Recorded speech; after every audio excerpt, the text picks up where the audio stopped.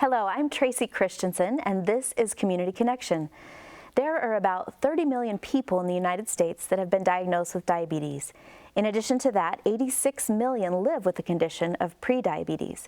With us today is Ryan Larson. He's with American Diabetes Association, and he's here to help educate us about warning signs, symptoms, and treatments of this condition. Thanks for being here, Ryan. You're welcome. It's good to be here. Well, educate us a little bit about exactly what diabetes is. Okay, so diabetes means the body isn't able to convert sugar that's in the bloodstream to energy. So cells aren't able to take that sugar in and then formulate that and use it as energy to breathe, live, work, play, sleep, whatever. And so what does that do to the body when that important function is not happening? When that function isn't there, usually it's because of a lack of insulin or resistance to insulin that's in the body, which is the hormone that regulates that process. The body will use whatever fat stores are available, and therefore that's what causes what's called a ketoacidosis. What that means is the body's using fat and it's not using food, and that's not a good thing on a consistent basis. And there's a difference between juvenile diabetes and there's type 1, type 2 diabetes. Talk about that. Okay, so type 1, it used to be called juvenile diabetes, type 1 diabetes, and that's insulin-dependent diabetes. That means the pancreas is no longer producing insulin. There is also type 2 diabetes, which used to be called adult onset. Not so much anymore because more and more children are getting type 2 as well.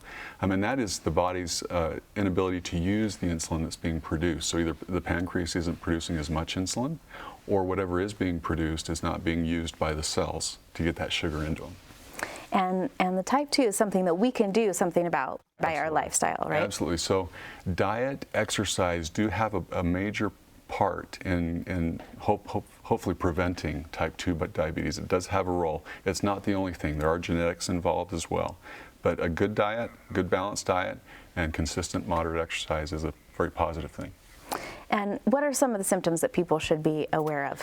Well, a couple of the main symptoms are when you have perhaps a loss of vision, unexplained weight loss, because again, when you're using fat stores for energy instead of food, you have some weight loss that may or may not be expected. Also, frequent urination is one of the things that is a telltale sign, especially if it's type 1 diabetes. So for people who know they have diabetes or may be diagnosed with it, is it possible to have a happy and healthy life with this disease? Absolutely. So it's very, very possible, and it should be the desired outcome, is to have that happy and healthy life. For example, I've had diabetes for 35 years, and I try to maintain, both be educated about it, be aware of it, and also be able to manage it with proper discipline and proper education and training. There is no reason whatsoever that diabetes should control me. That's so wonderful and so encouraging for people.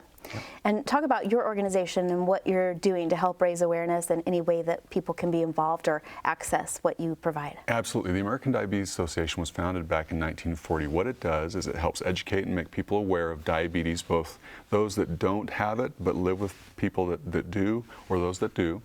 It also defends the rights of people with diabetes, both at the local and national levels.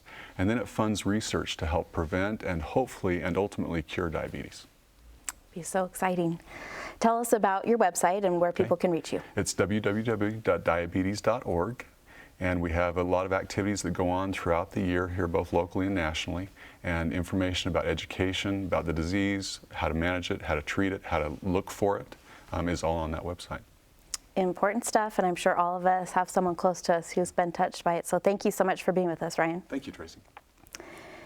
To learn more about this disorder, you can look on our website, KBYU11.org, and find out how you can become involved with any of the great organizations in our community.